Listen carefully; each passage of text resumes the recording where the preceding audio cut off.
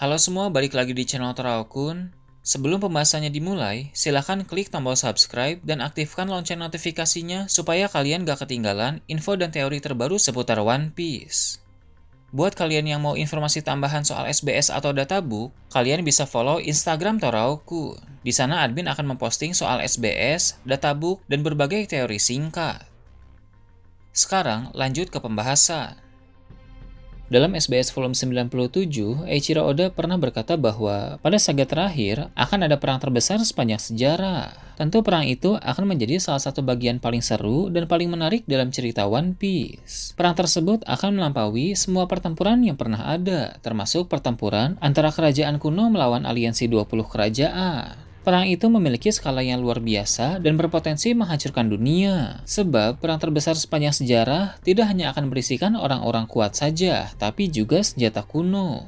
Keadaan dunia saat ini telah semakin tidak terkendali. Nama-nama besar mulai bergerak semakin agresif dan terlihat dalam masalah-masalah serius. Kita tahu bahwa bajak laut topi jerami sekarang berada di Pulau Egghead. Sementara itu, Kizaru bersama dengan Gorosei Saturnus sedang dalam perjalanan ke sana, membawa armada angkatan laut. Bahkan Kizaru telah memberi perintah kepada angkatan laut untuk mengirim kapal dan pasukan sebanyak mungkin. Dari berbagai tempat, ada 100 kapal angkatan laut yang menuju ke Pulau Egghead. Di dekat pulau itu juga ada kapal dari bajak laut Kurohige. Sepertinya, salah satu komandan Titan memimpin kapal tersebut. Dengan begitu, sebentar lagi pertempuran akan segera terjadi. Pertempuran itu akan disebut sebagai insiden Egghead, suatu peristiwa yang akan membuat dunia heboh.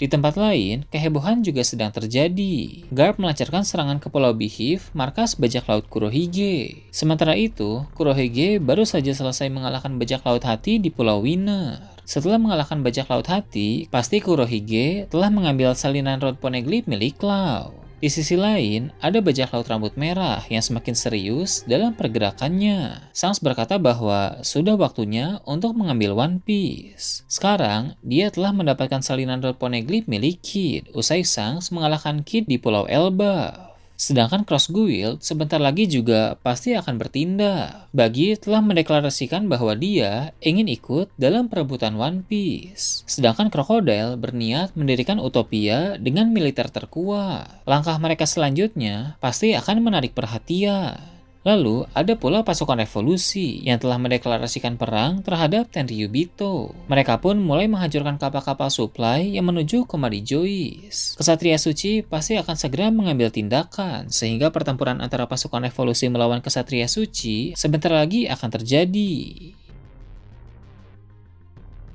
Sementara itu, beberapa negeri pun telah melakukan pemberontakan terhadap pemerintah dunia. Seiring berjalannya waktu, pasti akan ada lebih banyak negeri yang mengambil langkah yang sama.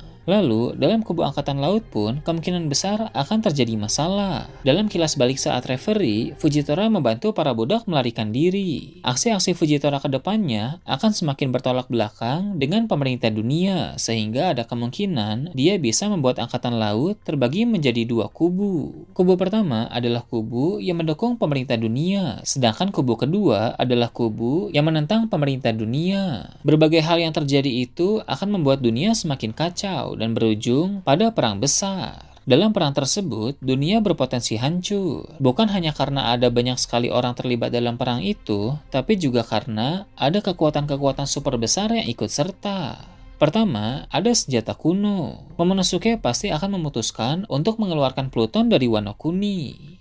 Sedangkan untuk Poseidon, Shirahoshi pasti akan mampu mengakses seluruh kekuatan yang dia miliki, sehingga dia bisa melakukan berbagai hal besar dengan kekuatannya. Lalu yang paling menarik adalah Uranus. Sampai saat ini masih belum diketahui di mana Uranus berada atau siapa yang memilikinya. Sejak dulu ada berbagai teori terkait keberadaan Uranus. Dua di antaranya, Uranus dimiliki oleh pasukan revolusi atau Uranus dimiliki oleh pemerintah dunia. Namun terbukti bahwa Uranus tidak dimiliki oleh pasukan revolusi. Sebab dalam pembicaraan Dragon, Ivankov, dan Sabo, mereka hanya tahu tentang senjata kuno saja, tapi dari pembicaraan tersebut mereka berkata tidak memilikinya. Sedangkan pemerintah dunia, Dragon berkata bahwa jika mereka memiliki senjata kuno, harusnya sudah dipakai sejak dulu. Dengan kata lain, pemerintah dunia pun tidak memiliki Uranus.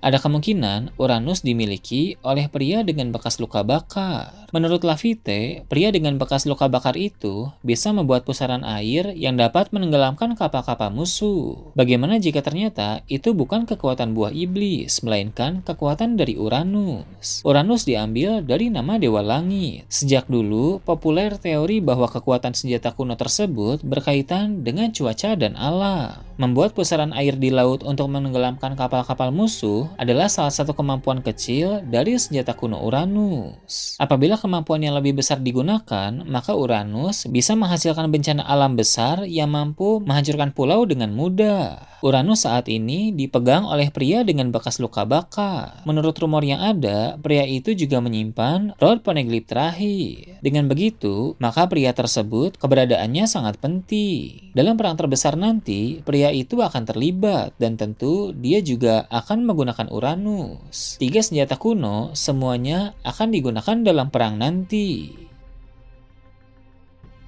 Selain senjata kuno, ada juga kekuatan besar lain, yaitu Mother Flame. Sekarang ini, pemerintah dunia telah memiliki senjata yang mungkin sebanding dengan senjata kuno. Senjata itu diciptakan oleh Vegapunk dan diberi nama Mother Flame. Mother Flame sudah pernah digunakan sekali oleh pemerintah dunia saat Im Sama menghancurkan kerajaan Lelusia. Senjata tersebut bisa membuat satu negeri seketika langsung hancur. Dalam perang terbesar nanti, pada saat-saat tertentu, Im Sama pasti akan menggunakan Mother Flame. Dia memang tidak bisa memakainya secara terus-menerus, karena ada persiapan yang harus dilakukan sebelum memakainya. Namun, hanya dengan beberapa kali pemakaian saja dalam perang, Mother Flame bisa sangat merusak, karena mampu menghancurkan pulau dengan mudah.